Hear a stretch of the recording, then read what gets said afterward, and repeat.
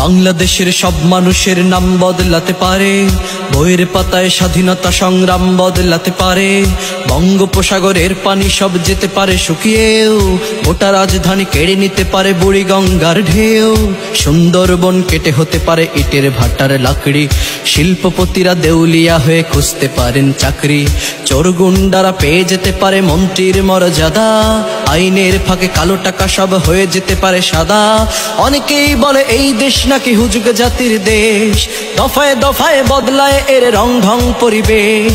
তাই বলে ইসলাম এদেশে হুজুগে হবে না শেষ, হুজুগে হবে না শেষ। ইসলাম এদেশের পরতে পরতে জনপদে ঘরে ঘরে, ইসলাম এদেশের 90% মানুষের অন্তরে। ইসলাম নিয়ে কেউ ছিনিমিনি খেলে এমন সাধ্য নেই, আর কিছু থাক না থাক তবুও ইসলাম থাকবেই।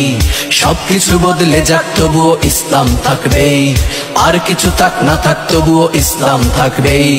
সবকিছু বদলে যাক তবুও ইসলাম থাকবেই।